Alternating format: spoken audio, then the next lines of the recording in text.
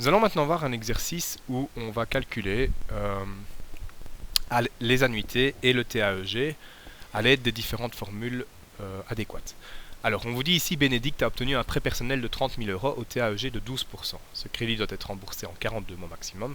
Calculer le coût du crédit. Donc, pour calculer le coût du crédit, évidemment, nous allons devoir savoir combien elle a rendu par mois, multiplié par 42, parce qu'elle aura rendu 42 fois ce montant, et nous aurons tout ce qu'elle a rendu, et pour avoir le coût, on prendra tout ce qu'elle a rendu, moins les 30 000 € qu'elle a emprunté à la banque.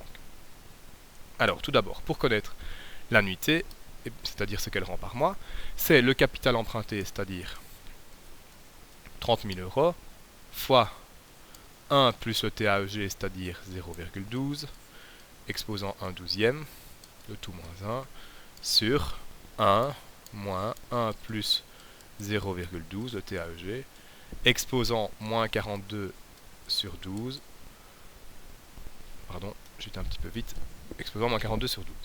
Et donc, ceci, cette somme, si on calcule, fait 869,39 €. Donc ça, c'est ce qu'elle va rendre tous les mois. Si je veux savoir combien elle a rendu au total, eh bien, je fais 42 fois 869,39. Et j'obtiens 36 514,2 €. Pour connaître maintenant, pour terminer, le coût de mon crédit, eh bien, je fais ces 36 514,2 €, ce qu'elle a rendu au total, moins les 30 000 €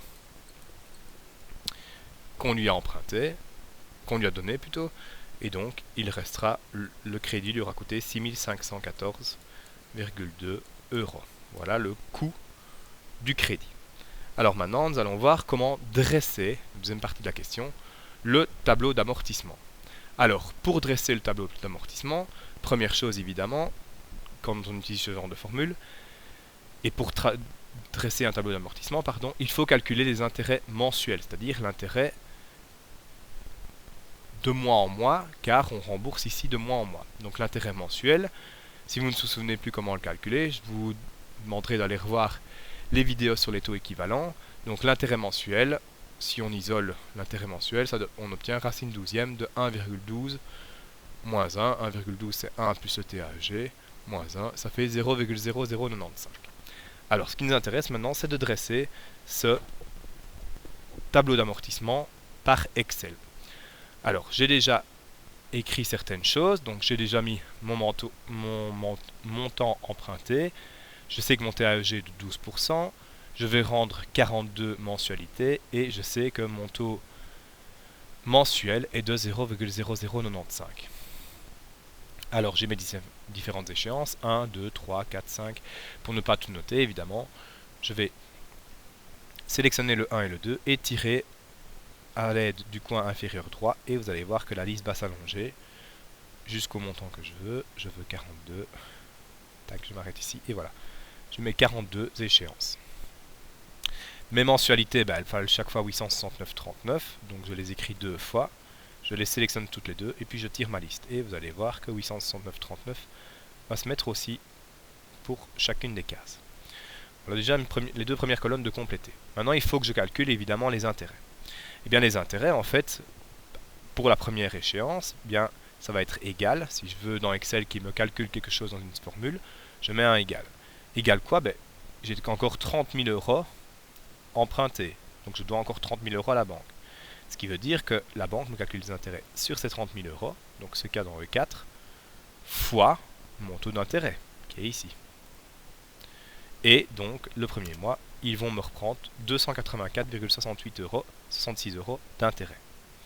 Ce qui veut dire que, si je veux calculer mon amortissement, je mets de nouveau un égal, bien, de ma mensualité, que je clique ici, si je fais moins mes intérêts, qui se trouvent ici, que la banque va prendre, en fait, je ne rembourse que 784,73 € à la banque. Et donc, conclusion de tout ça, ça veut dire que je dois encore à la banque 30 000 € moins mes 584,73 mon amortissement.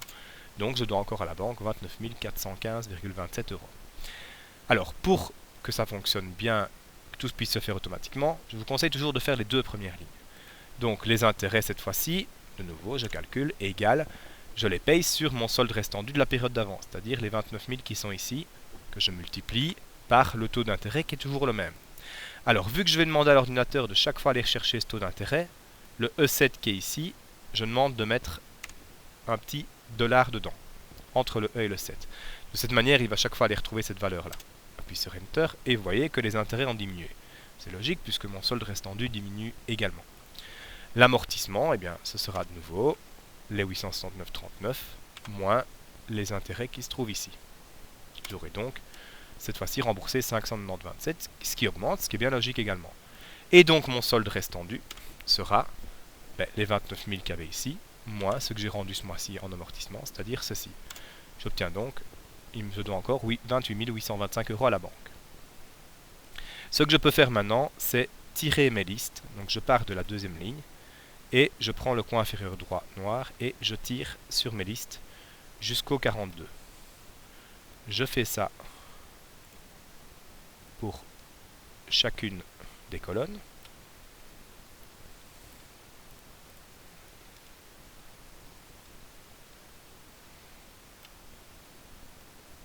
Hop. Et j'ai mon tableau d'amortissement qui est créé. Donc je vois que chaque fois mes intérêts diminuent. Mon amortissement lui augmente, mon solde restant dû diminue.